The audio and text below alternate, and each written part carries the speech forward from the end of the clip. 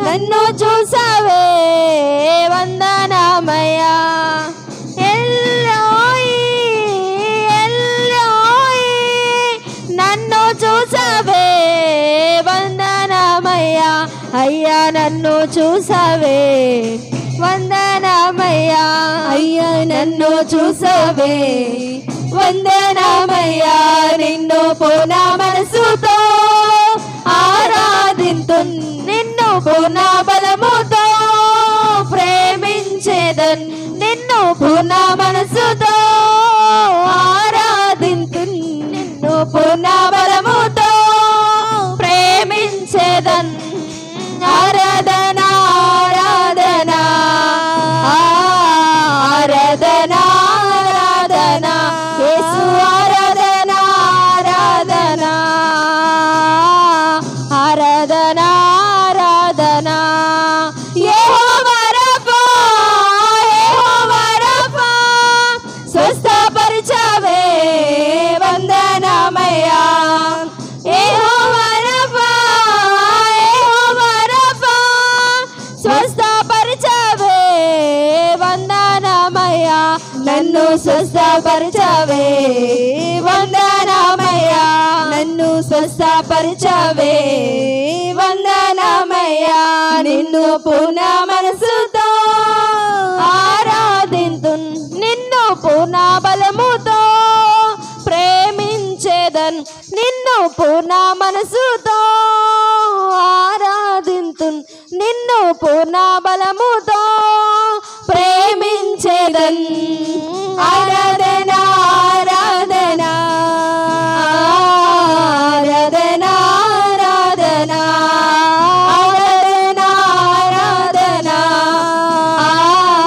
ఆరాధన ఆరాధన ఆరాధన ఆరాధన ఆరాధన ఆరాధన ఆరాధన ఆరాధన ఆరాధన ఆరాధన ఆరాధన స్తుతి ఆరాధన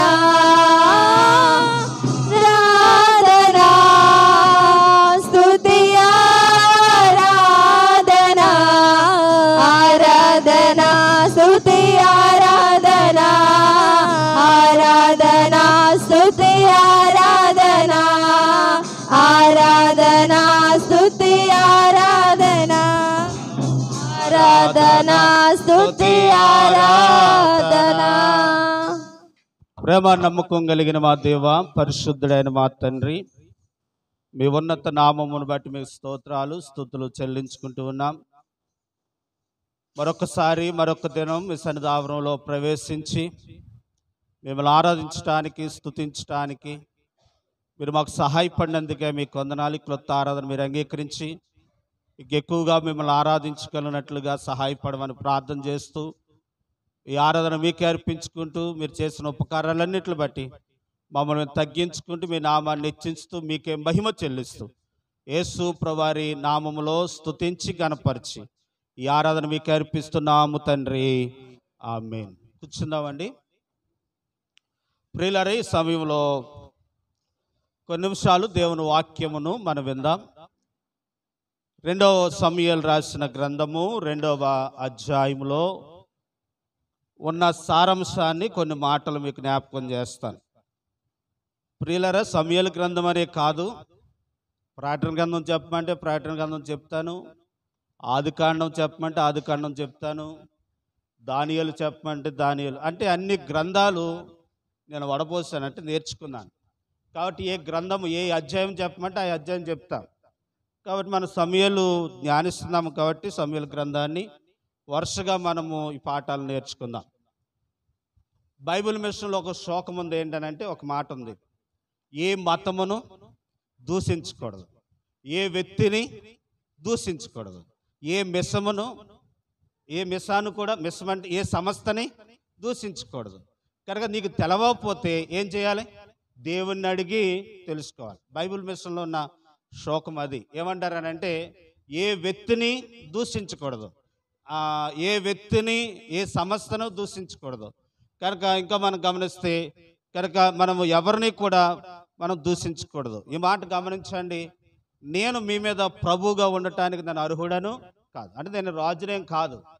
కనుక ఇదిగో బైబిల్ ఇలాగ ఉంది, మీరు ఇలా జీవిస్తే ఈ అపాయం మీకు వచ్చినప్పుడు దీని నుండి తప్పించబడతారని చెప్పటానికే మార్గం తెలియజేయటానికి ఉన్నాను తప్ప మీ మీద నాయకుడిగా ఉండటానికి వీలు లేదు. అంటే మనం ఎవరి మీద నాయకులము కాదు, ఎవరిని మనం అనటానికి సరిపాం. ఏయ్ ఆ కుర్చీ ఎలా పట్టుకురా అని అనకూడదు. ఇష్టమైతే వారు నేను సమర్పించుకుని తెస్తానంటే తేవాలి. కాబట్టి మనం ఎవరి మీద కూడా అధికారులము కాదు. చూడండి అపోస్తల కార్యాల్లో కొరింథీయులకు రాసిన పత్రికలు అంటారు 2వ అధ్యాయంలో అపోస్తలుడైన పౌలు అంటారు, ఏమంటారంటే 2వ కొరింథీయులు 2వ అధ్యాయం మొదటి అధ్యాయం 24వ వచనం, మీ విశ్వాసము మీద మేము ప్రభువులమని ఎలాగూ ఏం చేయటలేదు. అంటే ఎవరి మీద ఎవరు కూడా ప్రభుల అధికారులు కాదు. కనుక నీకు ఇష్టమవుతే డ్రమ్ము కొట్టాలనుకుంటే డ్రమ్ము కొట్టు, కంజరు కొట్టాలనుకుంటూ కొట్టు అని మేము చెప్పచాలు. ఎలా పట్టుకురా అని అంటే సరిపో. కాబట్టి ఆ మాటను ఆధారం చేసుకుని అంటున్నాను. ఈరోజు చెబుతున్న వర్తమానం ఇప్పుడే కాదు, మొన్న కూడా చెప్పాను శుక్రవారం. ఈరోజు ఎప్పుడు చెప్పబడుతున్న వర్తమానము ఇది సత్యము, ఇది నిజం, ఇలా ఉంటే మనకు దీవెన అనుకుంటే దాన్ని ఏం చేయాలి? మీరు అంగీకరించాలి, విశ్వాసం ఉంచాలి, దాని అడుగుజాడల్లో నడవాలని ప్రభు పేరట మనం చేస్తా ఉన్నాను. కాబట్టి ఏ మతాన్ని మనం దూషించరాలేదు, ఏ వ్యక్తిని మనము దూషించుకోకుండా దేవుని వాక్యాన్ని చెప్తా ఉన్నాను. కాబట్టి ప్రియులారు గమనించండి, 2వ అధ్యాయంలోకి మనం వద్దాం. 2వ సమూయేలు రాసిన గ్రంథం 2వ అధ్యాయం 1వ వచనంలో మనం గమనిస్తే ఇది జరిగిన తర్వాత అన్న మాట చదువుతున్నాం. ఏది జరిగిన తర్వాత? సౌలు దావీదును తవరటం తర్వాత, సౌలు చచ్చిపోయిన తర్వాత, కనుక సౌలు కుటుంబం చనిపోయిన తర్వాత కనుక దావీదు ఇంతవరకు ఏం చేశాడనంటే అక్కడక్కడ కొండలా తిరుగుతూనే ఉన్నాడు. ఎవరికి భయపడి? సౌలుకు భయపడి అక్కడక్కడ పరిగెత్తుతున్న దావీదు కనుక ఇంకా సౌలు చనిపోయిన తర్వాత, అంటే సౌలు తన దావీదును చంపాలని ప్రయత్నం చేసిన వాడు చనిపోయిన తర్వాత దావీదు దేవుని దగ్గర ఏం చేశాడనంటే విచారణ చేశాడు. ఆమె ఏం చేశాడటండి? విచారణ అంటే అర్థం ఏంటి అనంటే దేవుని దగ్గర ప్రార్థన చేశాడు. ఏమనంటే ప్రభా మరి నేను కనుక ఎక్కడికి వెళ్ళాలి, ఇప్పుడు నా బతుకేంటి, నా పరిస్థితి ఏంటి అని దావీదు దేవుని దగ్గర మొరపెట్టగా అప్పుడు దేవుడు చెప్తా ఉన్నాడు, అలాగొద్దు నువ్వు లేచి హెబ్రోనుకి వెళ్ళమన్నాడు. ఎక్కడికి వెళ్ళాలంట? హెబ్రోనుకి వెళ్ళమన్నాడు. ప్రియులారా చూడండి ఎంత మంచి అనుభవం. కాబట్టి ఈ ఒక్కొక్కసారి మనకు వచ్చిన పరిస్థితుల తర్వాత, మనకు వచ్చిన ఇబ్బందుల తర్వాత, మనకు వచ్చిన పరిస్థితుల తర్వాత దావీదు దేవుని దగ్గర విచారణ చేసినట్టుగా మనం కూడా దేవుని దగ్గర ఏం చేయాలి? అయ్యా మరి ఇక్కడ ఇంతకాలము మానవుడి జీవితం ఎంత చెడిపోయిన జీవితాన్ని దేవుడు ఏం చేయగలడు? బాగు చేయగలడు. బాగు చేయగల సమర్థుడు ఒక్కడు ఎవరనంటే యేసు. రాహాబు అనే వేశ్యం దేవుడు ఏం చేశాడు? బాగు చేసి యేసు ప్రభువారి జన్మంలోనికి కారుకుర్రాలుగా చేశాడు కదండి. ఇప్పుడు రాహాబు అనే వేశ్య జీవితం పాడైపోయిందా మంచిదా? ఒకప్పుడు మంచిదా చెడ్డదా? చెడ్డదే. కానీ రాహాబు అనే వేశ్య యేసు ప్రభునందు విశ్వాసం ఉంచడం దాన్ని బట్టి పాడైపోయిన రాహాబు అనే వేశ్యను దేవుడు ఏం చేశాడు? బాగు పాపత్మురాలను ఏమన్నాడంటే ఇంకా నుంచి నువ్వు పాపము చేయకు, సమాధానం గలదానివై వెలువన్నాడు. అంటే ఆమెను ఒక నీతిమంతురాలుగా చేసేసాడు. అట్టింది. ప్రియులారా మానవుడు ఏ పరిస్థితిలో చెడిపోయినానో చెడిపోయిన వ్యక్తి దేవుని దగ్గరకు వస్తాయి. ఒకవేళ అనారోగ్యమే వచ్చింది అనుకుందాం, ఒకవేళ కిడ్నీయే పాడైపోయింది అనుకుందాం, ఒకవేళ గుండెకాయ బలహీనత ఉంది అనుకుందాం, ఒకవేళ పాపంలో పడిపోయాం అనుకుందాం, ఎలాగ ఏదైనా ఆయన దగ్గరకు వచ్చి విచారణ చేస్తే అయ్యా నేను తప్పు అయిపోయింది బాబు నన్ను కనికరించాను అంటే మరలా మనల్ని ఎలా చేస్తాడనంటే నూతన వ్యక్తులుగా చేస్తాడు. కానీ మనుషులు బాగున్న దాన్ని పాడు చేస్తారేమో కానీ దేవుని దగ్గరకు వచ్చినప్పుడు చెడిపోయిన దానిని బాగు చేయగల సమర్థుడు. హిజ్కియా తెల్లారి చనిపోతాడని ప్రవక్త చెప్పినప్పుడు ప్రవక్త ఏం చేశాడండి? దేవుని దగ్గర విచారణ అంటే ప్రార్థన చేయగా దేవుడు ఏం చేశాడనంటే 15 సంవత్సరాల ఆయుస్సు పెంచినట్లుగా మనం చూస్తా ఉన్నాం. దావీదుకు వచ్చిన కష్టాలు తీరిన తర్వాత ఇప్పుడు నేనేం చేయాలి? ఒకప్పుడు దిక్కుమాల బతుకే, ఒకప్పుడు ఏమీ లేదు, అక్కడికక్కడ పరిగెత్తాం. ఇప్పుడు స్థిరపడిన తర్వాత ఏం చేయాలి అని దేవుని దగ్గర విచారణ చేయగా అప్పుడు దేవుడు ఏమంటున్నారు అని అంటే, ఎప్పుడు చూడండి రెండో అధ్యాయం మొదటి, ఇది జరిగిన తర్వాత యోధా పట్టణములో నేను పోదునా అని దావీదు యెహోవా యొద్ద విచారణ చేయగా పోవచ్చునని యెహోవా అతనికి ఏం చేశాడటండి? మళ్ళీ అంటున్నాడు, నేను ఎక్కడికి పోవాలి, ఆ స్థలం ఏంటో నాకు తెలియపరచమన్నాడు. చదువురా. నేను పోవలసిన స్థలం ఏదని దావీదును మనవి చేయగా హెబ్రోనుకి పొమ్మన్నాడు. ఎక్కడికి వెళ్ళమన్నాడు? ఇప్పుడు ఒక విషయాన్ని గమనించాలి. లోతండి సొదొమ పట్టణంలో ఉన్నాడండి. సొదొమ పట్టణంలో ఉన్నప్పుడు దూతలు వెళ్ళి చెప్పారు, లోతుతో చెప్పారు, లోతు అగ్ని కురిసి సొదొమ పట్టణం ఏమైపోద్ది? కాలిపోద్ది అంటే నువ్వు లేచి అదిగో యెహోవా పర్వత యొద్దకు పరిగెత్తుకుని వెళ్ళిపోమన్న తర్వాత ఈయనంటాడు, ఎవరు? లోతు అంటాడు, ప్రభువా యెహోవా పర్వతమైన పట్టణం చాలా దూరంగా ఉందో నేను వెళ్ళలేను. ఇక్కడ సోరేరు అనే ఒక ప్రాంతం ఉంది, ఆ ప్రాంతానికి నేను వెళతానన్నాడు. ఆ యెహోవా వెళ్ళమన్న చోటకి వెళ్ళపోవటాన్ని బట్టి అతడు ఏమో ఈ విషయాన్ని గమనించాలి. లోతు గురించి ప్రార్థన చేస్తుంది ఎవరు? అబ్రహాం ప్రార్థన బట్టి లోతును తప్పించాలని దూతలు తొందర పెడతా ఉన్నారు. లోతు ఏం చేస్తా ఉన్నాడు? తడువు చేస్తా ఉన్నాడు. ఓరే బాబు, ఎక్కడో దగ్గర నువ్వు పోరా బాబా, నన్ను ఆడు చంపేస్తున్నాడు రా. ఎవరు? మీకు అర్థం అవ్వాలి. దేవుడు చెప్తా ఉన్నాడు లోతేమో తడువు చేస్తా ఉన్నాడు, నేను అక్కడికి వెళ్ళలేను అని తడువు చేస్తా ఉన్నాడు. అప్పుడు దేవుడు అంటున్నాడు, ఒరే బాబు, నేను ఆడు గొడవ పడలేకపోతున్నాను. ఎవడు గొడవ? అబ్రహాం ఎక్కడికో దగ్గర పోరా బాబు అని అంటే, అప్పుడు వాళ్ళు వెళ్ళిపోయిన తర్వాత సోరే అనే ప్రాంతానికి వెళ్ళటం వల్ల తన కూతురే తనతో వ్యభిచారం చేసే పరిస్థితి వచ్చింది. ఎందుకు వచ్చింది అని అంటే, ఆ ప్రాంత ప్రజలు అటువంటి వారు కాబట్టి వీరు కూడా అటువంటి వారు. యెహోవా వెళ్ళమన్న చోటుకి వెళ్ళుంటే ఆ పరిస్థితి రాదు. కాబట్టి ప్రియులారా, దావీదు కూడా దేవుడి దగ్గర విచారం చేసినప్పుడు, వెళ్ళమన్నప్పుడు బయలుదేరి వెళ్ళటాన్ని బట్టి దావీదుకు దేవుడు సహాయం చేస్తా ఉన్నాడు. నేను ఈరోజు 3 ప్రసంగాలు చెప్పాలనుకుంటున్నాను. మరి టైం ఎంతవరకు అవుతుందో అప్పుడు నేను ముందుకు వెళ్ళిపోతాను. మొదటిది ఏంటనంటే, దావీదును దేవుడు అంటున్నాడు హెబ్రోన్కి వెళ్ళమన్నాడు. ఎక్కడికి వెళ్ళమన్నాడండి?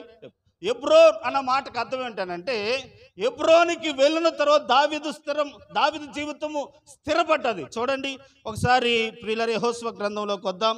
యెహోషువ గ్రంథంలో మనం చూస్తే కనుక కాలేబు అని ఒక ఆయన ఉన్నాడండి. కాలేబు అని ఆయన యెహోవాను పూర్ణ మనసుతో అనుసరించాడట. అనుసరించిన దాన్ని బట్టి యెహోషువ గ్రంథం 14వ అధ్యాయము నేను వివరించిన తర్వాత చదువుదుగానమ్మా. ఒకసారి వినండి. ఐగుప్తు దేశము నుండి కానానికి బయలుదేరిన వారు ఎంతమంది? 6 లక్షల కాలబలం. దగ్గరగా 6 లక్షల కాలబలం అంటే యవనస్తులు 6 లక్షల మంది అవుతారు. ముసలోళ్ళు పెద్దోళ్ళు అందరూ కలుపుకుని లెక్కేసుకుంటే ఎంతమంది అవుతారంటే ఒక 20 లక్షలు అవ్వంటారు. 20 లక్షలు బయలుదేరిన జనాంగంలో ఇద్దరు కానానికి వెళ్ళారట. మిగిలిన వారందరూ కూడా ఏమయ్యారు? చనిపోయారు. అరణ్యంలోనే చనిపోయారట. ప్రియులు గమనించండి, అరణ్యంలో చనిపోవడానికి కారణం ఏంటనంటే, వారు దేవుని నియమము దివ్య దేశకాండం 4వ వచనంలో చదివితే వారు యెహోవా మాట ఏం చేయలేదు, వినలేదు. అందుకే వారు అరణ్యంలో ఏమయ్యారు? రాలిపోయారన్న మాట చదువుతాం. దివ్య దేశకాండం 4వ వచనంలో. సరే, మనం ముందుకు వెళ్దాం. ప్రియులర్ తీసారా? సరే, మన ముందుకు వెళ్ళిపోదాం. ప్రియులర్ గమనించండి, ఇద్దరు వెళ్ళారు. ఆ ఇద్దరు ఎవరు అని అంటే కాలేబు, యెహోషువ. ఇప్పుడు వెళ్ళిన తర్వాత ప్రియులరా, కానాను దేశంలో సీట్లు వేసి ఆ భూమిని పంచుతున్నారు. మీరు అర్థం చేసుకోవాలి. ఇప్పుడు ఆంధ్రప్రదేశ్ అంటే మండపాక ఒకటేనా? కాదు కదా. ఆంధ్రప్రదేశ్లో ఎన్ని ఊర్లు ఉన్నాయి? ఇప్పుడు ఇన్ని ఊర్లు రాసి ఒక్కొక్క సీటు తీస్తా ఉన్నారు. అరే నువ్వు తీసుకో, యెహోషువ తీసుకో, కాలేబు తీసుకో అని ఒక్కొక్కరు సీట్లు తీస్తూ ఉంటుంటే కాలేబుకి హెబ్రోన్ ప్రాంతం వచ్చిందంట. ఆమె ఏ ప్రాంతం? హెబ్రోన్ ప్రాంతాన్ని దేవుడు ఇచ్చాడు. హెబ్రోన్ ప్రాంతం ఎలాంటిదని అంటే, మన రాష్ట్రానికి రాజధాని ఏది ఇప్పుడు? అమరావతి కదండి. అమరావతిలో ఒక ఎకరం కొన్ని కోట్ల రూపాయలు అయిపోయింది. ఎందుకు అయిపోయింది?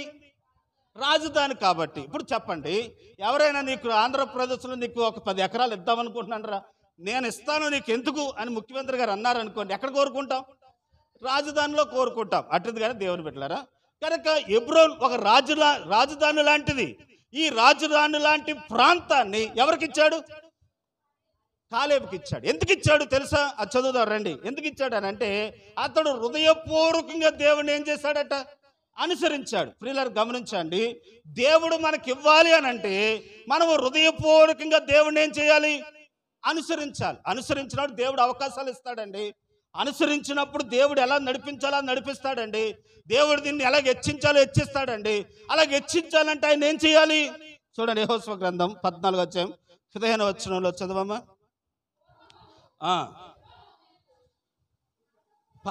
13 చదవమ్మా.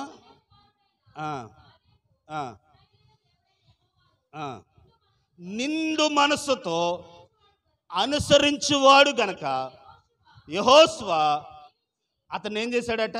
దీవించి అతనికి హెబ్రోను సాక్ష్యముగా అతనికి ఇచ్చాను. ఆ హెబ్రోన్ ఎలాంటిది? అక్కడ ఏముందంట అని అంటే, హెబ్రోనులో శాంతి నెమ్మది ఉందట. చదవమ్మా 14:15.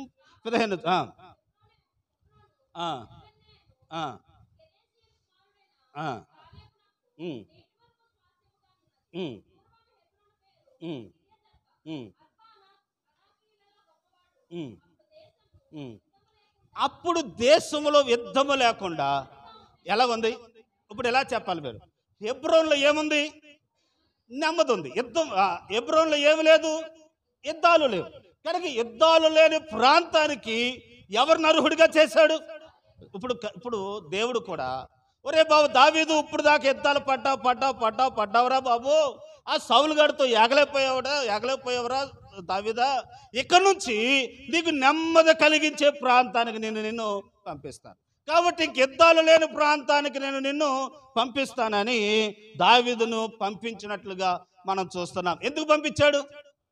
దావీదును ఎందుకు పంపించాడు? కాదు, సరే, కాలేబు నిండు మనసుతో దేవుడిని అనుసరించాడు కాబట్టి దేవుడు కాలేబుకి ఏమి ఇచ్చాడు? ఇప్పుడు దావీదును ఎందుకు పంపించాడు అని అంటే, కాలేబు దేవుని దగ్గర విచారణ చేశాడు. కనుక విచారణ చేయకపోతే దావీదు వేరే చోట్లకి వెళ్ళిపోతాడేమో కదండి, యుద్ధం ఉన్న ప్రాంతానికి వెళ్ళిపోతాడేమో. కానీ దావీదు యుద్ధం ఉన్న ప్రాంతానికి వెళ్లకుండా ప్రశాంతమైన ఆ ప్రాంతంలోకి వెళ్ళటానికి కారణం ఏంటంటే, దావీదు దేవుని యొద్ద ఉద్యోగం రావాలన్నా, పిల్లలు పుట్టాలన్నా, లేకపోతే ఏది కావాలన్నా మనం ఏం చేయాలి? దేవుని దగ్గర అదే మన పని, అంతే. మనం ఎప్పుడైతే విచారణ చేస్తామో దేవుడే మనల్ని ఏం చేస్తాడనంటే మంచి ప్రాంతాలకు దేవుడు మనలను పంపిస్తాడు, నడిపిస్తాడు. ప్రియులారా గమనించండి, దేవునికి స్తోత్రం చెప్దామా. జగన్ కాలనీలో స్థలం వచ్చినప్పుడు నేను ప్రార్థన చేసుకున్నాను, దేవా నాకు స్థలం రావాలి, మా చెల్లికి నాకు ఒకే చోట రావాలి, 1 2 ఈదు సోలలు గట్ట రాకూడదు నాయన, మంచి ప్రాంతం రావాలి, కనుక మంచి స్థలం రావాలి, సెంటర్లో రావాలి ప్రభువుని ప్రార్థన చేసుకుంటూ వచ్చాను. ప్రియులారా నేను చాలా రోజులు ప్రార్థన చేశాను స్థలం గురించి. అక్కడ అందరూ వెళ్ళినప్పుడు నేను కూడా అక్కడ మందిరం కట్టాను, ప్రార్థన చేశాను. ప్రియులారా అక్కడ కూడా సీట్లు వేసి తీశారు. ఏది జగన్ కాలనీలో కూడా సీట్లు వేసే తీశారు.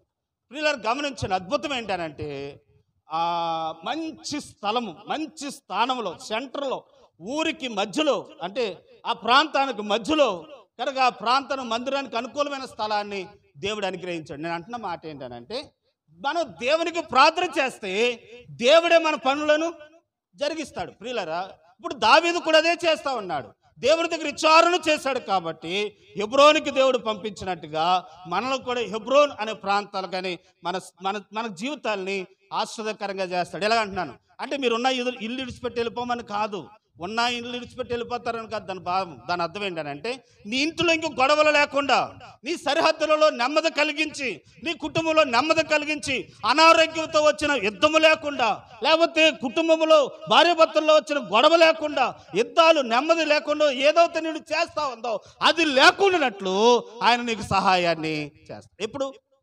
విచారణ చేస్తాడు. కాలేబు దేవుడి దగ్గర పూర్ణ మనసుతో అనుసరించాడు కాబట్టి యుద్ధము లేని ప్రాంతాన్ని దేవుడు గుర్తుపెట్టుకోవాలి. 1, దేవుడు నెమ్మది కలిగించే స్థలానికి పంపించాడు. ఎవరినంటే దావీదు. 2, ఆదికాండం 13వ అధ్యాయంలో మనం చూస్తే ప్రియులారా 13వ అధ్యాయం 18వ వచనంలో మనం గమనిస్తే దావీదును అక్కడ పంపించినట్టుగా మనం చూస్తూ ఉన్నాం. అప్పుడు అబ్రహాము హెబ్రోనులోని సింధూర వృక్షములోనికి దిగి అక్కడ యెహోవాకు బలిపీఠము కట్టాను. అమ్మ, ఎక్కడ దిగాడంట అబ్రహాం? హెబ్రోనులో దిగి యెహోవాకి ఏం కట్టాడట? కొంచెం అర్థం చేసుకోవాలి, చెప్తాను కానీ మీకు అర్థమవుతుంది. అబ్రహాం కరువు వచ్చినప్పుడు తాను దేవుడు వెళ్ళమన్న మార్గం గుండా వెళ్ళకోకుండా ఐగుప్తు దేశానికి వెళ్ళాడు. ఆమె ఎక్కడికి వెళ్ళిపోయాడు? ఐగుప్తు దేశానికి వెళ్ళిపోయాడు. ఐగుప్తు దేశం ఎప్పుడైతే వెళ్ళిపోయాడో ఐగుప్తు దేశం వారికి బలులు అర్పించడం అంటే వాళ్ళకి ఇష్టము కాదు, ఇష్టం ఉండదు. అసలు గొర్రెలు మేపే వాళ్ళన్నా బలులు అర్పించే వాళ్ళంటే ఇష్టం ఉండదు. అంటే దేవుని ఆరాధించేవారంటే వారికి ఇష్టము ఉండదు. కాబట్టి అబ్రహాం ఆ ప్రాంతానికి వెళ్ళాడు. కాబట్టి ఆ ప్రాంతంలో ఉన్నంత వరకు అబ్రహాం ఏం చేయలేదు? బలి అర్పించలేదు. అంటే ఒక మాటలో చెప్పాలంటే దేవునికి ప్రార్థన చేసే అవకాశమే లేకుండా అయిపోయింది. ఎప్పుడైతే బలి అర్పించుకోకుండా దేవుడికి ప్రార్థన చేయకోకుండా ఉండిపోయాడో, ఉండిపోయిన బట్టి తన భార్య ఏం చేయబడింది? పట్టబడింది. ఎందుకని? ప్రార్థన చేయక. ఐగుప్తు దేశానికి వెళ్ళటం వల్ల అక్కడ కష్టాలు అనిపించాడు. ఎవరనంటే అబ్రహాం. ప్రియులారా గమనించాలి. ఇప్పుడు అబ్రహాం ఏమంటాడు, ఏమంటాడు తెలుసా?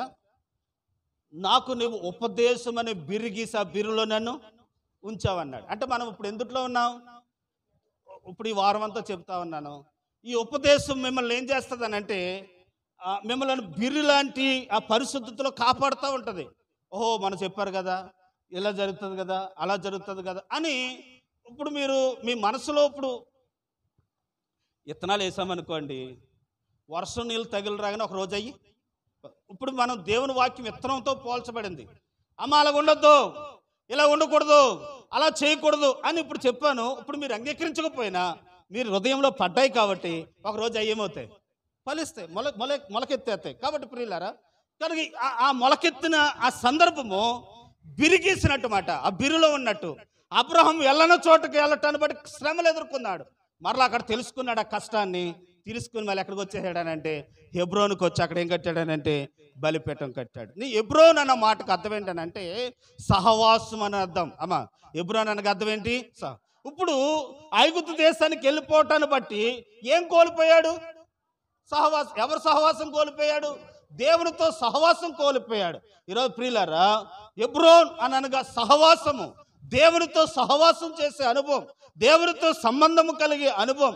దేవునితో సంబంధం ఉన్న మనము దీవించబడతాం అనే విషయాన్ని మీకు తెలియపరుస్తా ఉన్నాను. తీయొద్దులేండి, యోహాను సువార్త 15వ అధ్యాయంలో అంటారు, నాకు వేరుగుండి మీరేమీ చేయలేదు.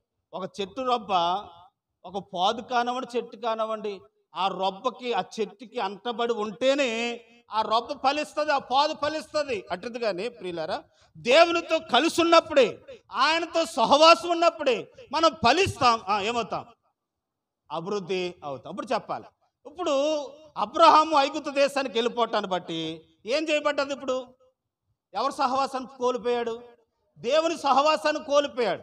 ఎప్పుడైతే కోల్పోయాడో తన కుటుంబంలోనికి శోధనలు వచ్చేసినాయి, తన కుటుంబంలోనికి శ్రమలు వచ్చేసినాయి, తన కుటుంబంలోనికి అనారోగ్యం వచ్చేసింది, తన కుటుంబంలోనికి వ్యాధులు వచ్చేసినాయి. అది తెలుసుకుని మళ్ళీ ఏం చేశాడు? మళ్ళీ హెబ్రోనులోకి వచ్చాడు. ఈరోజు మనం అర్థం చేసుకోవాలి ఏంటి తెలుసా?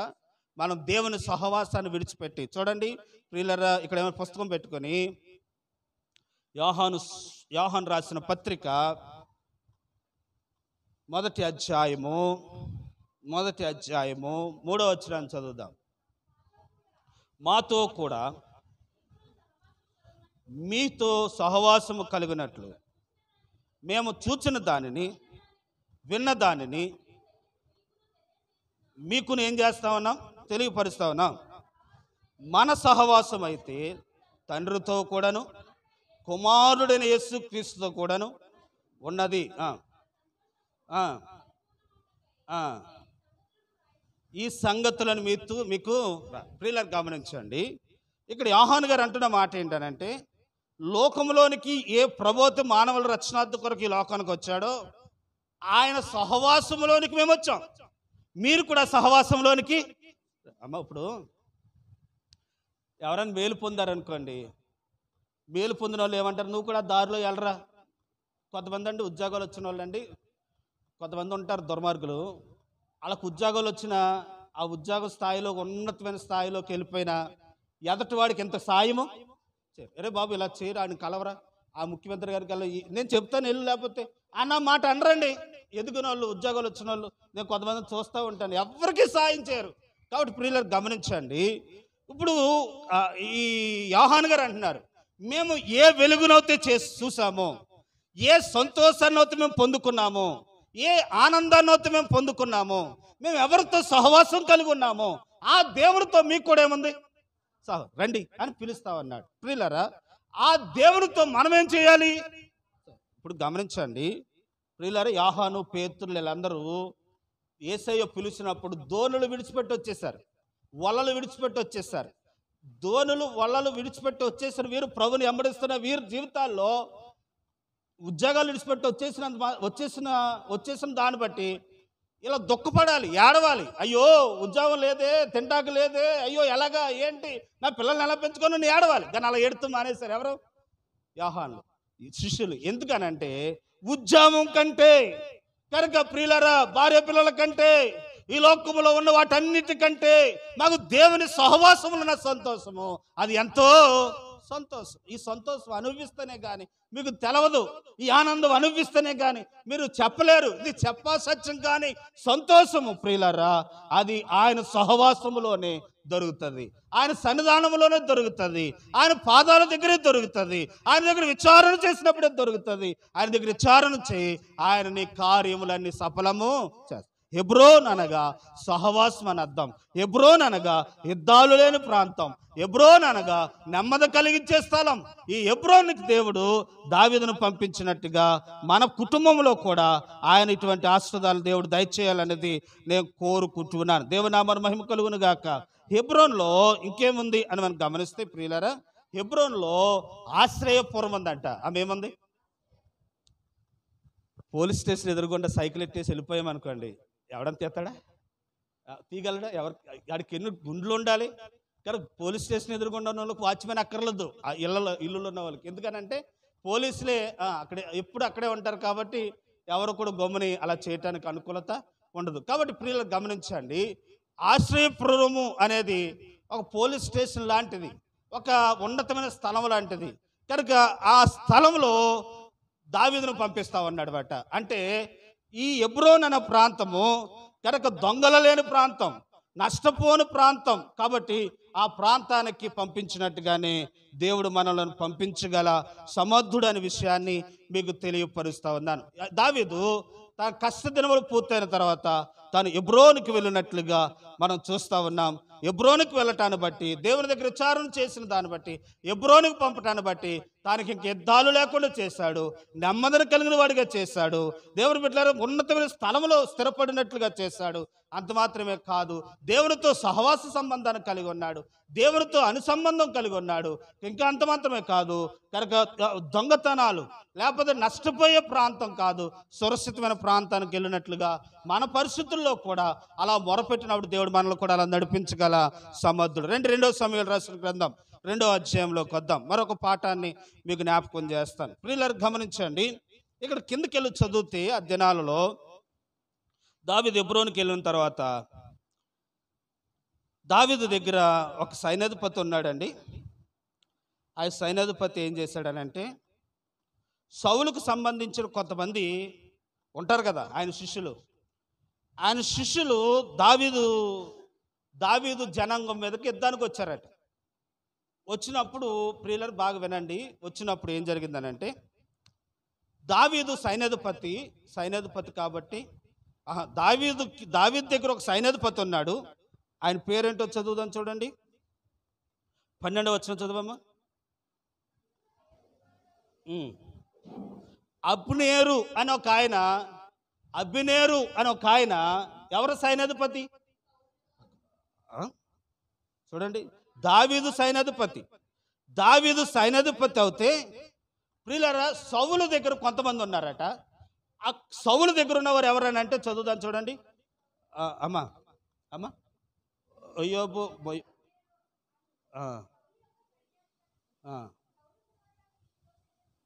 అమ్మ 4:14 వచ్చిన చదువురా. ఉమ్,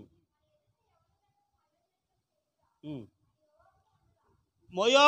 మొయాబుతో అనగా ఉమ్, ఉమ్, ఉమ్, ఉమ్, ఉమ్. అమ్మ నేను ఇలాగ వివరిస్తాను చూడండి. అందరూ ఒకసారి దేవునికి స్తోత్రం చెప్దామా. సౌలు దగ్గర ఒక సైన్యాధిపతి ఉన్నాడండి. దావీదు దగ్గర ఒక సైన్యాధిపతి ఉన్నాడండి. దావీదు దగ్గర ఉన్న సైన్యాధిపతి మీదకి సౌలు సైన్యాధిపతి సంబంధించిన సైన్యం వచ్చిందండి. సైన్యాధిపతి దగ్గర ఉన్న సౌలు దగ్గర ఉన్న సైన్యాధిపతి దగ్గర ఉన్న ఒకడు అస్నయేలు అని ఒక ఆయన ఉన్నాడు. ఆమె ఏం పేరు? ఈయన ఏం చేశాడనంటే ఈయన దావీదు సైన్యాధిపతి మీదకి యుద్ధానికి వచ్చాడట, పరిగెత్తుకుని వచ్చాడు. ఈయన అంటండి సౌలు దగ్గర ఉన్న ఆ సైనికుల్లో అస్నేల్ అనేవాడంట జింక కంటే స్పీడ్గా పరిగెత్తుతాడట, లేడీ కంటే స్పీడ్గా పరిగెత్తాడట. పరిగెత్తుతూ ఆ డ్రమ్ కరెదరా. దావీదు దగ్గర ఉన్న సైన్యాధిపతి, ఇది కత్తండి, సైన్యాధిపతి దగ్గర కత్తి ఉందండి, ఇలా కత్తి ఉందండి. దావీదు దగ్గర ఉన్న సైన్యాధిపతి సౌలు దగ్గర ఉన్న సైన్యాధిపతి వస్తా ఉన్నాడండి. వాళ్ళ దగ్గర ఉన్న శిష్యుడు వస్తున్నాడు. దావీదు దగ్గర ఉన్న ఆ సైన్యాధిపతి చెప్తున్నాడు, రే నువ్వు రావద్దురా, నీ అన్నీకి నాకేముంది, స్నేహం ఉందిరా, కనుక నిన్ను ఒక్క లెంపక కొట్టానంటే చచ్చిపోతావు నువ్వు. ఎవరిని చూడండి, ఆ మాట చదవండి. నేను ఒక్క లెంపకే కొట్టాను, నువ్వు చచ్చిపోతావు, కానీ రావద్దురా అంటున్నాడు.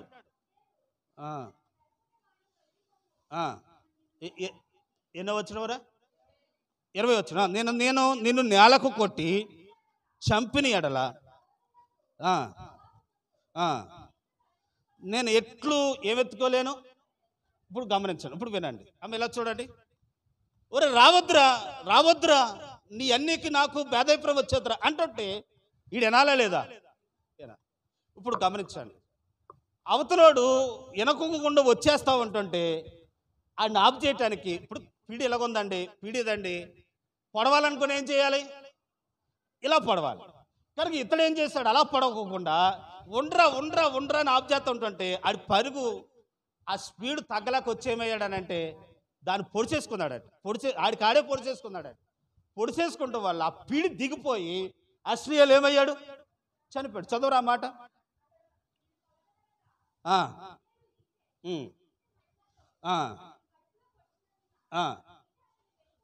అతని యువతుల నుంచి ఇప్పుడు తప్పు ఎవరు చెప్పాలి? రావద్దన్నా వచ్చారు. ఈ వాక్యాన్ని మనం అనుభవించుకోవాలి. కొన్నిసార్లు మన కుటుంబంలో సమస్య వచ్చినాడు, భార్య కానివ్వండి, భర్తే కానివ్వండి, మన పక్కవారే కానివ్వండి, కనుక వద్దురా బాబు అన్నప్పుడు ఏం చేయాలి? ఆగిపోవాలి. సమస్యను పెద్ద చేసుకోకూడదు. కనుక చేసుకుంటే ఏమవుతుంది? ఇప్పుడు నేను దెబ్బలాట చూశానండి. కొడవల ముక్కు గురించి కొట్టేసుకున్నారు. వినండి. కొడవల ముక్కు గురించి కొడవలది పట్టుకెళ్ళాడట, ఇరిగిపోతే దాని గురించి ఏం చేశారు తెలుసా? వారు కొట్టేసుకున్నారు, రక్తాలు వచ్చేసేలాగా. ప్రియులారు గమనించండి, నేను అంటున్న మాట ఏంటనంటే ఆ పరిస్థితి రావడానికి కారణం ఏంటి? ఇప్పుడు ఆడు రావద్దురా బాబు అంటే ఆడేం చేశాడు? వచ్చాడు. ఈరోజు ప్రియులారా, ఈరోజు చాలామంది సరిగ్గా భర్త ఉద్యోగం నుంచి భోజనానికి వచ్చే టైం మొదలెడతారు. ఆ పక్కింటిది ఏమని తెలుసా, లేకపోతే ఈడేమన్నాడు తెలుసా, అన్నం పెడుతూనే చెప్తారండి. పాపం ఆడు అన్నం తినాలో తినకూడదు, పోయినబడదు, ఈ మాటలతోటి అలాగన్నాడు నేను చెప్తానంటాడు.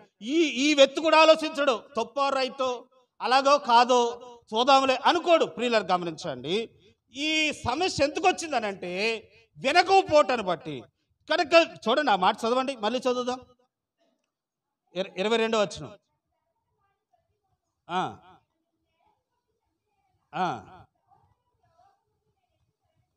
నేనేం చేసుకోలేను. కానీ ప్రియులారా, కక్షలు పెంచుకునే కొలది ఏం చేయకూడదు? చెప్పరామా, పెంచుకోకూడదు.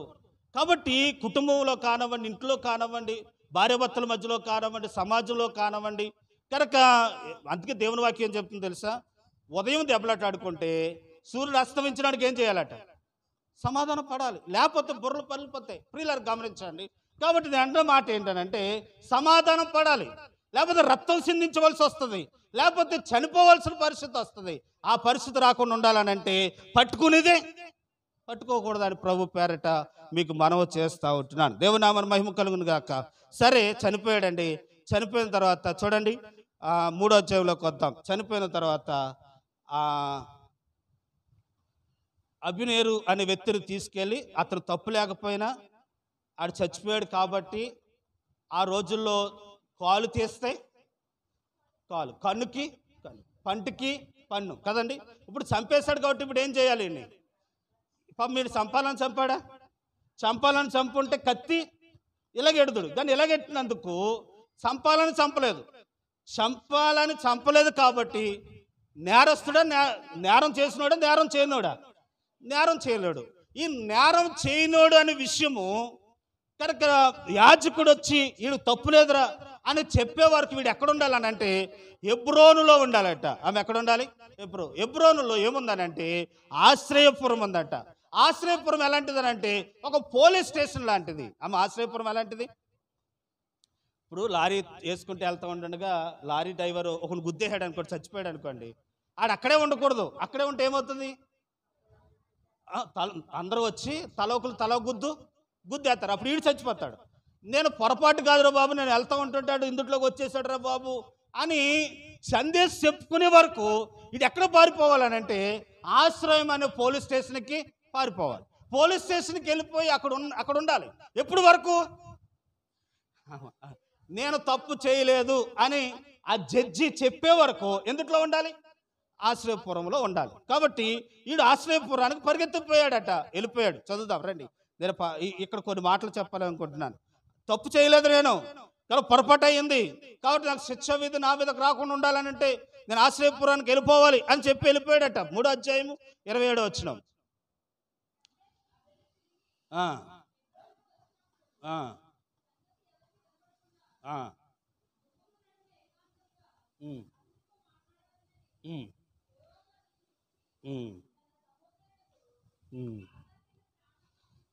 అమ్మ ఒకసారి అతడు హెబ్రోనుకు పారిపోను అనే మాట చదువుతాం. చనిపోయిన తర్వాత హెబ్రోనుకి వెళ్ళిపోయాడట.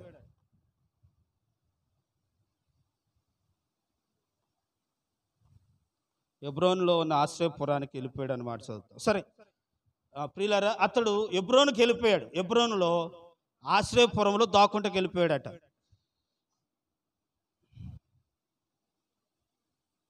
అమ్మ 32 వచ్చిన 2వ అధ్యాయం 32 వచ్చిన చదువురమ్మా.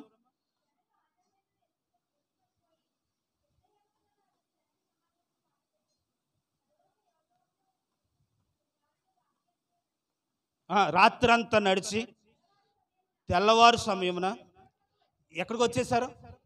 ఇప్పుడు నేను చంపలేదు అని తాను ఆ ప్రియులారా తెలుసుకునే వరకు, జడ్జి వచ్చి చెప్పే వరకు, యాజకుడు వచ్చి చెప్పే వరకు ఇప్పుడు ఎక్కడ దాక్కోవాలనంటే హెబ్రోనులోని ఆశ్రయపురంలో దాక్కోవాలి. ఇప్పుడు జరిగిన విషయం పాఠంలోకి వస్తున్నాను. ఎవరైతే దాక్కున్న కొన్ని రోజులకి ఎవరైతే చచ్చిపోయిన వ్యక్తిని పగపట్టాడు. ఎవరైతే చచ్చిపోయిన అన్న చంపునోడి మీద పగపట్టాడట. పగపట్టి వీడు ఆశ్రయపురంలో ఉన్నంత కాలం నేను ఏమీ చేయలేను కాబట్టి మెదలకుండా వెళ్ళి ఆశ్రయపురం బయట నిలబడి, గేట్ కాడ నిలబడి, ఒరేయ్ స్నేహితులు కదా ఒకప్పుడు వెళ్ళావు, ఒరేయ్ నిన్ను పరవశించడానికి వచ్చాను రా, నీతో మాట్లాడాలనుకుంటున్నాను రా, రారా బయటికి అని కేకేసి ఆడు గుమ్మం అవతల నుంచి యువతలకు వచ్చాడు. ఒక విషయం మర్చిపోకూడదు ఏంటంటే వీడు ఆశ్రయపురంలో ఉన్నంత వరకు ఎవరేమీ చేయలేరు. అవతల నుండి యువతలకు వచ్చాడు కాబట్టి వీడేం చేశాడనంటే ఒక్క పోటు పొడిచి అతను ఏం చేశాడనంటే చంపేశాడు. ఇప్పుడు చెప్పాలి, ఆశ్రయం ఉండి చనిపోయాడా లేక చనిపోయాడా? ఉండే చనిపోయాడు. కాబట్టి ప్రియులారా, ఇప్పుడు ఈ వాక్యాన్ని మనం చూడండి, ఆ మాట చదువుతాం చూడండి. 3వ అధ్యాయం 27 వచ్చినమ్మా.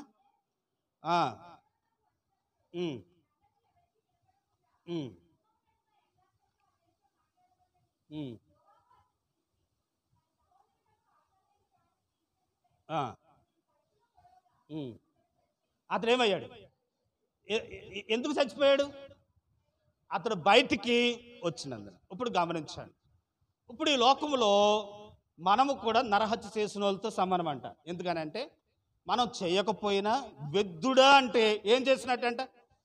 మనం ఎంతమందిని అని అంటాం, పలుకుమలదానా పలుకుమలోడా అని అంటాం లేదా, అలాగంటాం ఇలాగంటాం, ఎన్నెన్నో అంటాం. అంటున్నా మనం కూడా ఏం చేసినట్టు, నరహత్య చేసినట్టే. ఒక చోట ఏమంటుందంటే సామెతలో, కత్తిపోటు మాటల వల్ల మనిషిని ఏం చేస్తారట, హత్య చేస్తారు. కాబట్టి ఎన్ని మాటల చేత ఎదటి వ్యక్తిని మనం ఏం చేస్తుంటాం, హత్య చేస్తుంటాం. అంటే మనము కూడా దేనికి పాత్రలం, నరహత్యకు మనం కూడా శిక్షకు పాత్రలం. శిక్షకు పాత్రలైన మనకు కనుక మనము కూడా తప్పు చేయలేదు అనలేదు, పొరపాటున అన్నాను నన్ను క్షమించు అని తాను విడుదల వచ్చే వరకు ఇతడు కూడా దాక్కోవాలట.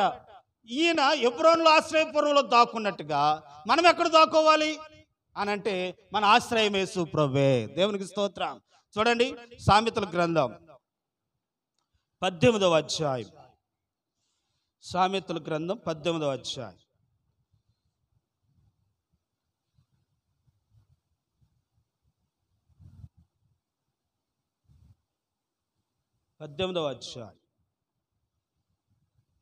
అక్కడ ఉంటుంది చూడమ్మా, బలమైన దుర్గము అని.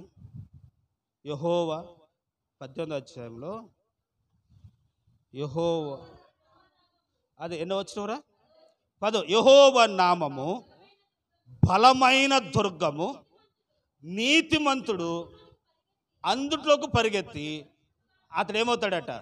కొంచెం కిందకు చదువురా.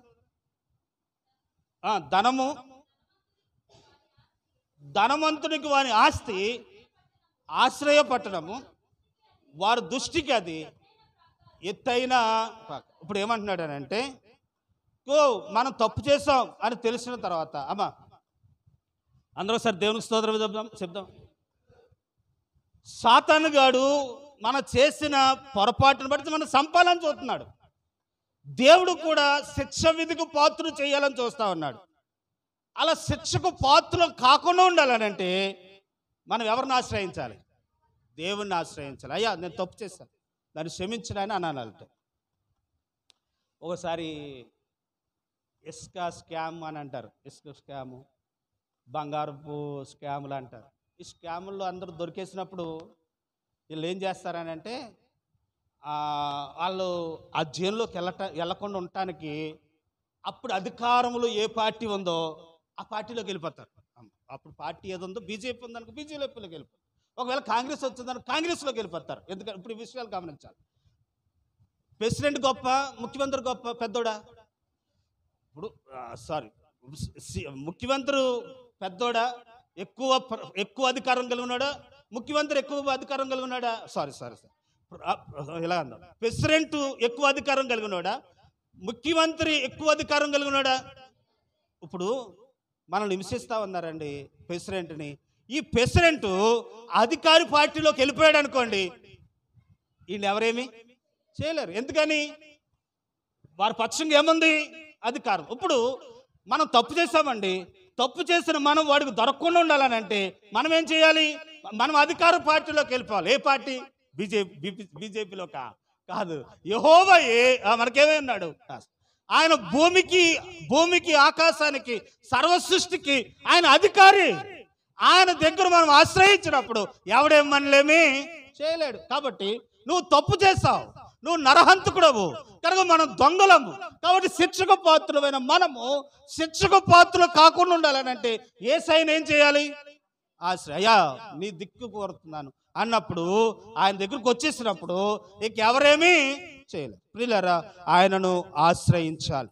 ప్రియులారా, ఆయన ఆశ్రయించినప్పుడు ఆయన మనకు సహాయాన్ని చేస్తాడు. కొన్ని మాటలు చదువుదాం చూడండి. ఆమోసు రాసిన గ్రంథం 5వ అధ్యాయం. ఆమోసు రాసిన గ్రంథము 5వ అధ్యాయం. ఆయన ఆశ్రయించటం వల్ల వచ్చిన మేలేంటో చదువుదాం. 5వ అధ్యాయము 6వ వచనం.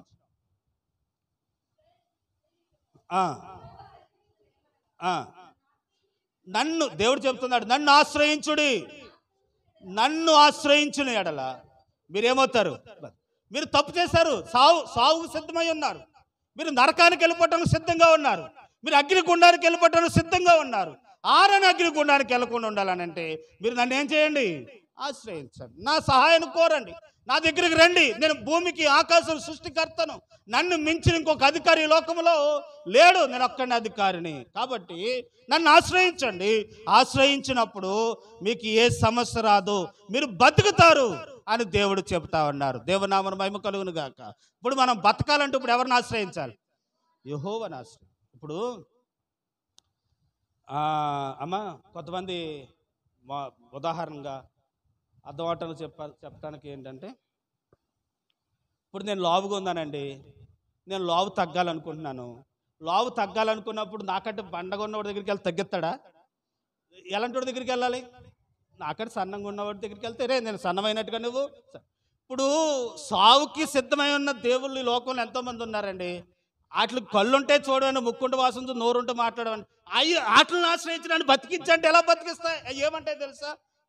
మాకే ఊపిరి లేదురా బాబు, మిమ్మల్ని ఏం బతికించమని అంటాయి. కాబట్టి మన దేవుడు సజీవుడు.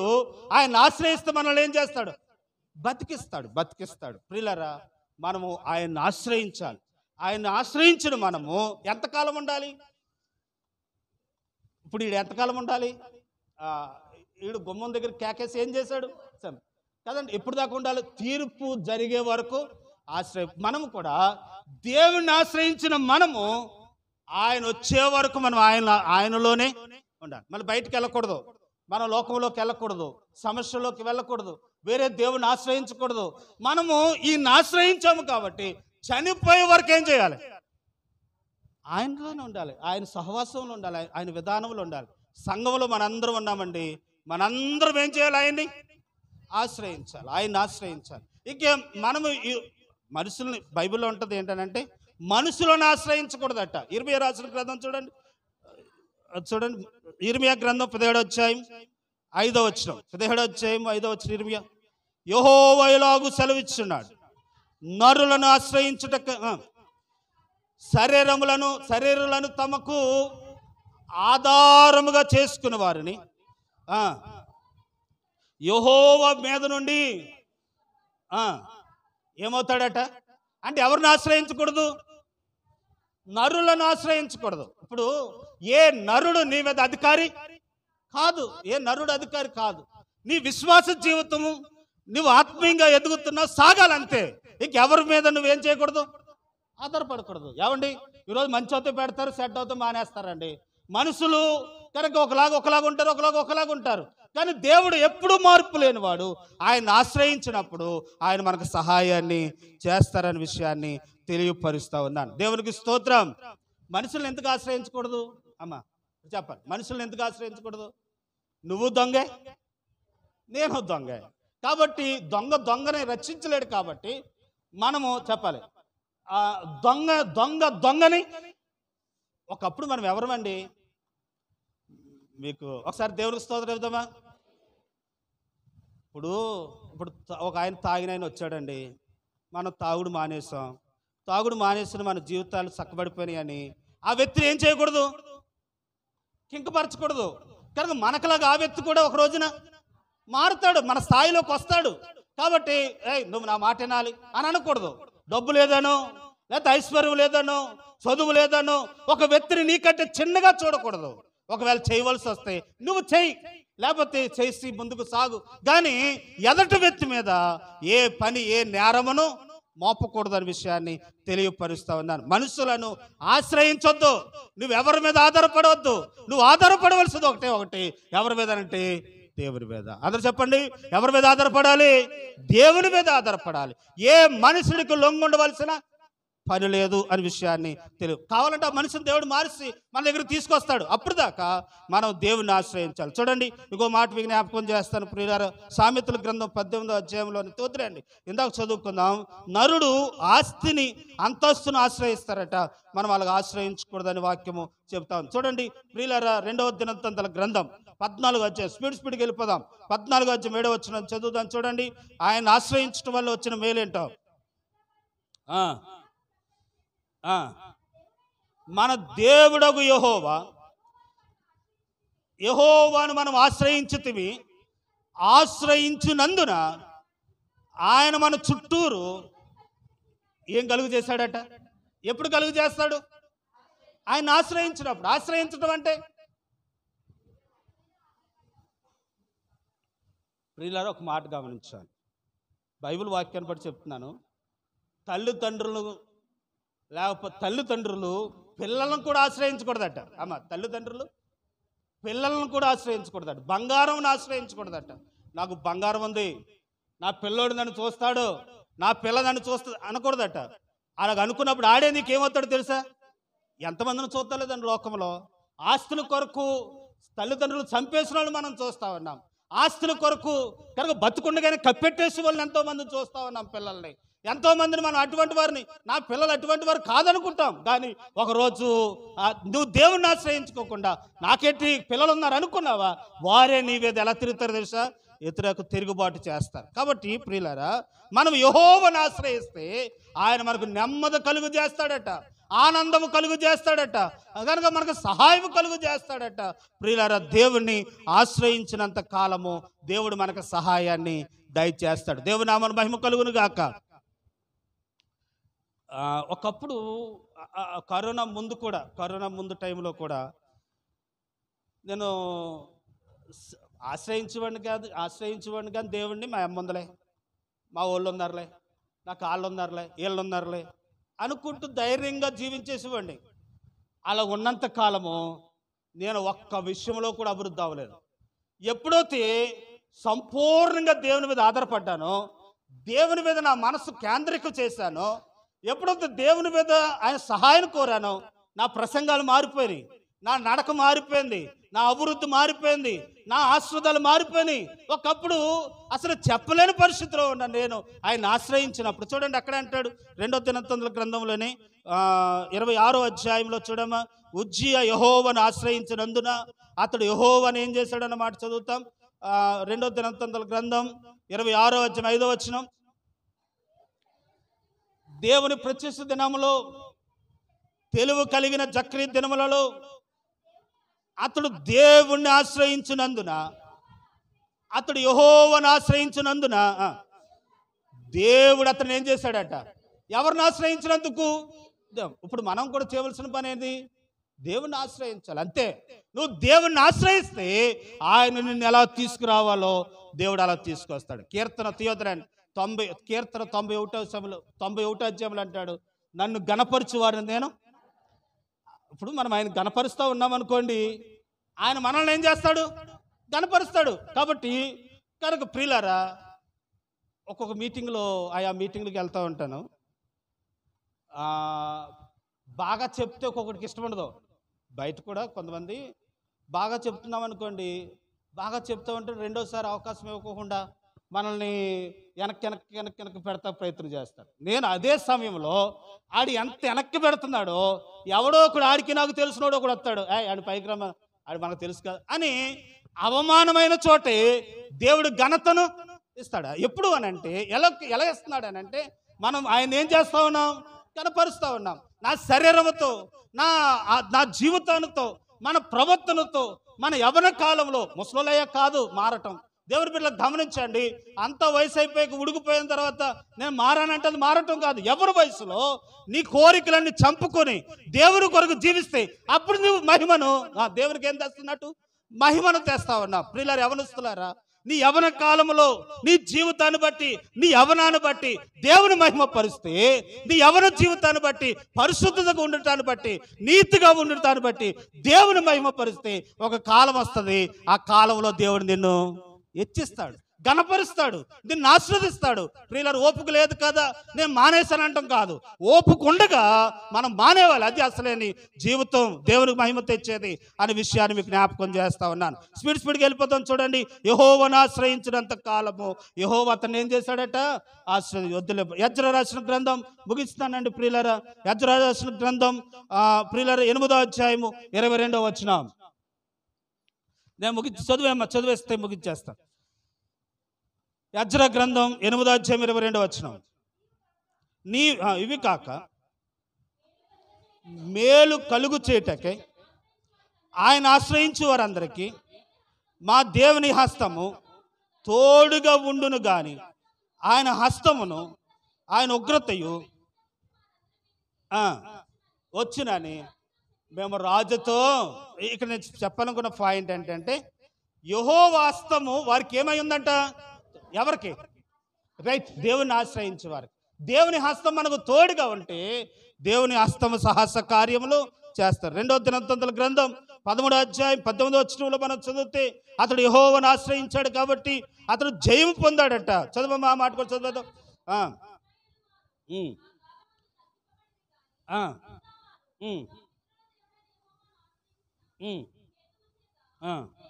వారు ఏం పొందారట? ఎందుకు పొందారు? ఆశ్రయం. కాబట్టి మనం కూడా జయం పొందాలంటే ఏం చేయాలి? ఎప్పుడు దాకా? జయం మనకు జయం వచ్చేదాకా కాదు, మనము చనిపోయే వరకు, ఆయన వచ్చే వరకు ఆయన ఏం చేయాలి? ఆశ్రయించాలి. తర్వాత ఇర్మియా 17వ అధ్యాయం 7వ వచనంలో చదివితే అండి, ఇక్కడ కూడా మాట రాయబడి చూడమ్మా. ఇర్మియా గ్రంథం 17వ అధ్యాయం 7వ వచనం. యెహోవాను నమ్ముకుని ధన్యుడు. యెహోవా వానికి ఎలాగుంటాడట అంటే, మనం దేవుని నమ్ముకుంటే ఆయనకు మనకు ఎలాగుంటాడు? ఆయన మనకు తోడే ఉన్నప్పుడు ఎవరేం చేయగలరండి? కాబట్టి మనకు తోడుగా ఉండాలంటే మన యెహోవాను ఏం చేయాలట? ఆశ్రయించాలి. ఆశ్రయించినప్పుడు దేవుడు మనం ఎప్పుడు దాకానంటే ఆయన వచ్చే వరకు, మనం పోయే వరకు మనం దేవుని ఆశ్రయించినప్పుడు దేవుడు దేన్ని ఆశ్రయించకూడదు అంటే, మనుషులను ఆశ్రయించకూడదు, ధనాన్ని ఆశ్రయించకూడదు, ఈ లోక విగ్రహములను ఆశ్రయించకూడదు, బంగారాన్ని ఆశ్రయించకూడదు, మన ఆస్తిని ఆశ్రయించకూడదు. అవి ఉంటాయి, పోతాయి. కానీ దేవుడు శాశ్వతమైన వాడు. ఆయన ఆశ్రయించినప్పుడు మనం శాశ్వతంగా నిలిచి ఉంటాం అనే విషయాన్ని తెలియపరుస్తా ఉన్నాను. 3 వర్తమానాలు ఈరోజు చెప్పాను. దావీదు హెబ్రోనుకి వెళ్ళమంటానికి కారణం ఏంటంటే యెహోవా యొద్ద ఏం చేశాడటండి? రెండోది, ఎప్పుడైనా సమస్య వచ్చినప్పుడు దాన్ని పెద్దది చేసుకోకుండా సాల్వ్ చేసుకోవాలి. మూడోది ఏంటంటే యెహోవాను ఏం చేయాలటండి? ఎలా ఉన్నప్పుడు మనకు దేవుడు సహాయం చేస్తాడు. మన దేవుడు సజీవుడు, బతుకున్నవాడు, జీవిస్తున్నవాడు. ఆయన నిత్యము మనకు సహాయాన్ని దయచేవారై ఉన్నారు. కాబట్టి ఆయన మన కొరకు ప్రాణం పెట్టి రక్తము కార్చి చనిపోయి తిరిగి లేచిన దేవుడు, సదాకాలం మీతో ఉంటానని చెప్పిన దేవుడు, ఆయన మనతో ఉండే దేవుడు. అటువంటి దేవుని ఆశ్రయిద్దాం, అట్టి సహాయం పొందుకుందాం. అట్టి కృప దేవుడు మనకు సహాయం చేయను గాక. ఆమేన్. తలలు ఉంచుదాం, కళ్ళు మూసుకుందాం, ప్రార్థన చేద్దాం. ప్రియులారా, ఒకసారి ఆలోచిద్దాం. ఈ మాటలు ఏమైనా మేలైన మాటలు ఉంటే అనుసరించండి. మేలు లేకపోతే నేను అనుసరించమని నేను చెప్పను. ఒకవేళ దేవుడు మీతో మాట్లాడితే అయ్యా నిజమేనా